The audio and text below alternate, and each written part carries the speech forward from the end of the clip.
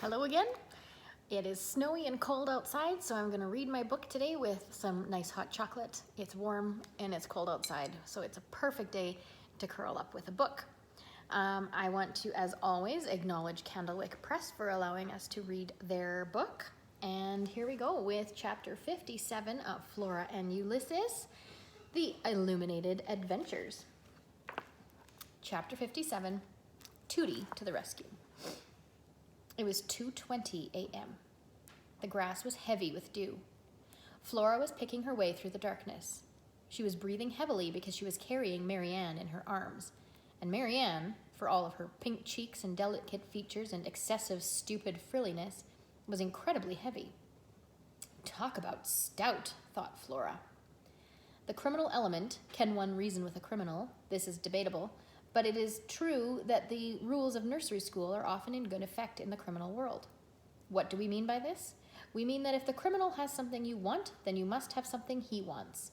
Only then is it possible for some kind of discussion to begin. There was nothing and no one that Flora's mother loved more than the lamp. Together, Flora and William Spiver would find her mother. They would offer to exchange the little shepherdess for the squirrel, and then all would be well. Or something. That was Flora's plan. But first she had to find William Spiver, and she didn't think that it would be a good idea to ring Tootie's doorbell at 2:20 a.m. William Spiver, said Flora. Here she was, standing in the dark, holding an unlit lamp and hoping that a temporarily blind boy would hear her call his name and come help her rescue her squirrel. A squirrel who, for a superhero, sure did seem to need a lot of rescuing. Things were pretty grim. William Spiver, she said again. William Spiver. And then without really intending to, she started saying William Spiver's name over and over, louder and louder. William Spiver, William Spiver, William Spiver, William Spiver, William Spiver, William Spiver. There was no way he would be able to hear her, of course. She knew that. But she couldn't make herself stop. She just stupidly, idiotically, hopefully kept saying his name. Flora Bell? William Spiver, William Spiver, William Spiver. Flora Bell? William Spiver, William Spiver, William Spiver. Flora Bell! And there he was, standing at a darkened window, conjured apparently by her need and her desperation, and her words. William Spiver. Or at least the shadow of William Spiver. Oh, said Flora. Hello. Yes, hello to you too, said William Spiver. How lovely of you to visit in the middle of the night.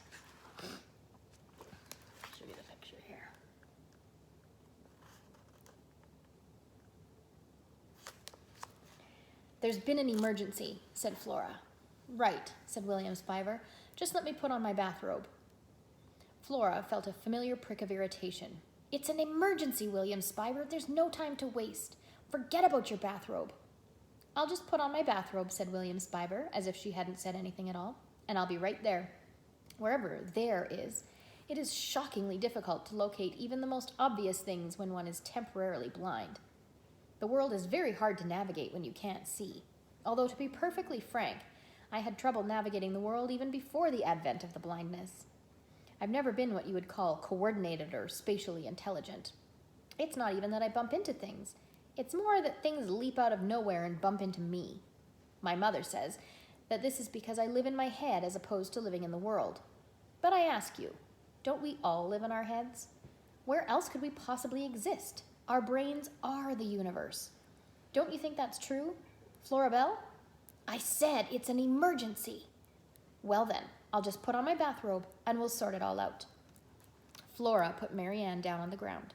She looked around wildly in the darkness. What was she looking for? She didn't know. Maybe a stick that she could use to hit William Spiver over the head. Flora Bell? Ulysses is gone, she screamed. My mother kidnapped him. I think my mother is possessed. I think she might hurt him. Do not cry, she told herself. Do not cry. Do not hope. Do not cry. Just observe. Shh, said William Spiver. It's okay, Flora Bell. I'll help you. We'll find him.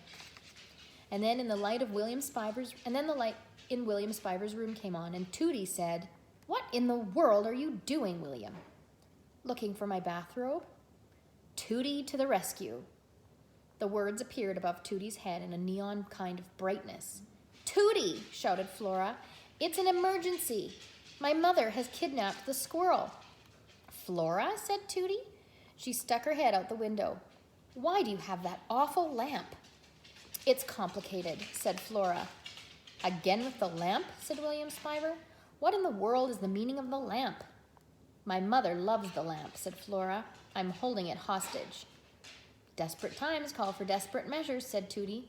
"That's right," said Flora. "It's an emergency." "I'll just get my purse," said Tootie. There she is.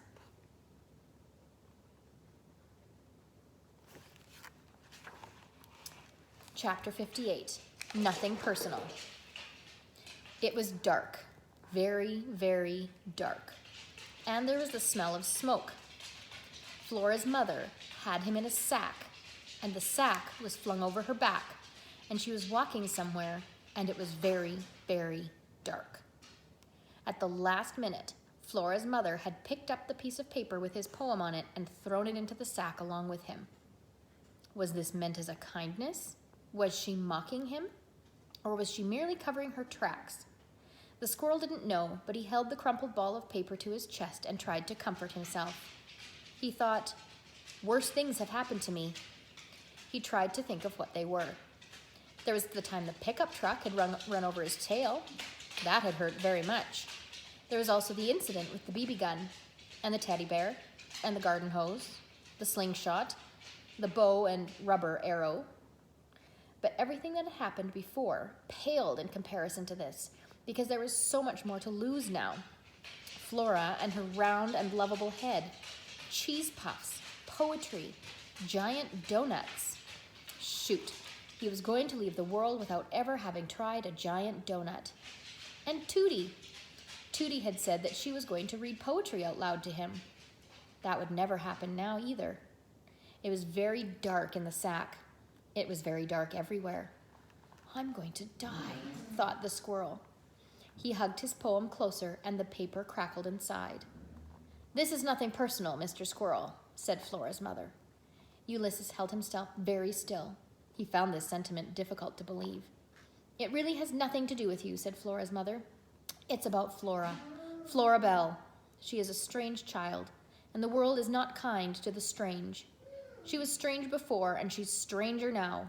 Now she is walking around with a squirrel on her shoulder, talking to a squirrel, talking to a typing, flying squirrel. Not good. Not good at all." Was Flora strange? He supposed so. But what was wrong with that? She was strange in a good way. She was strange in a lovable way. Her heart was so big. It was capacious, just like George Buckman's heart. "Do you know what I want?" said Flora's mother. Ulysses couldn't imagine. "I want things to be normal. I want a daughter who is happy. I want her to have friends who aren't squirrels. I don't want her to end up unloved and all alone in the world. But it doesn't matter, does it?" "It does matter," thought Ulysses. "It's time to do what needs to be done," said Flora's mother. She stopped walking. "Uh-oh," thought Ulysses. I'm going to leave you there on a cliffhanger today, I think. Thanks for joining me. You're going to have to predict and see what happens next. Until then, maybe grab a cup of hot chocolate and enjoy the snow.